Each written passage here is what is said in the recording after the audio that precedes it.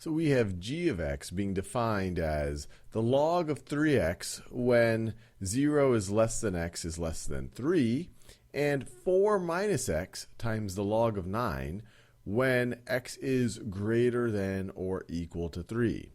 So based on this definition of g of x, we want to find the limit of g of x as x approaches 3.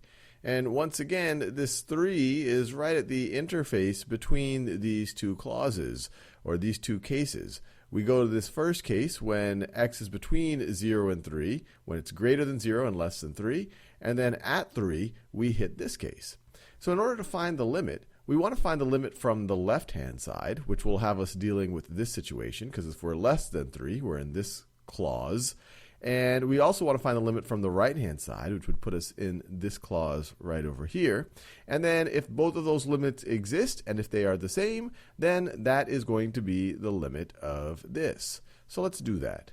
So let me first go from the left-hand side. So the limit as x approaches 3 from values less than 3, so we're going to approach from the left, of g of x. Well, this is equivalent to saying this is the limit as x approaches 3 from the negative side. When x is less than 3, which is what's happening here, we're approaching 3 from the left, we're in this clause right over here. So we're going to be operating right over there. That is what g of x is when we are less than 3. So log of 3x. And since this function right over here is defined and continuous over the interval we care about, it's defined and continuous for all x's greater than 0, well, we can just substitute 3 in here to see what it would be approaching. So this would be equal log of 3 times 3, or logarithm of 9. And once again, when people just write log here without writing the base, it's implied that that it is 10 right over here. So this is log base 10. That's just a good thing to know that sometimes gets missed a little bit. All right, now let's think about the other case. Let's think about the situation where we are approaching 3 from the right-hand side, from values greater than 3. Well, we are now going to be in this scenario right over there. So this is going to be equal to the limit as x approaches 3 from the positive direction, from the right-hand side, of, well, g of x is in this clause when we are greater than 3. So 4 minus x times log of 9.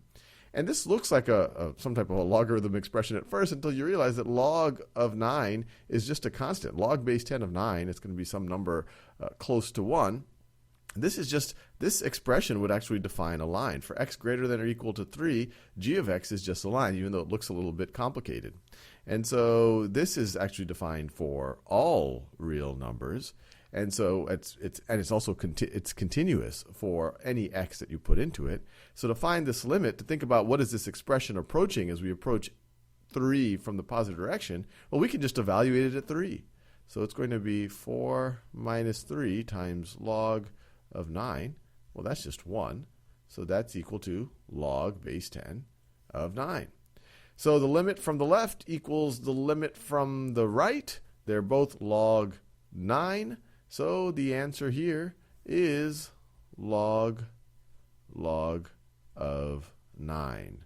And we are done.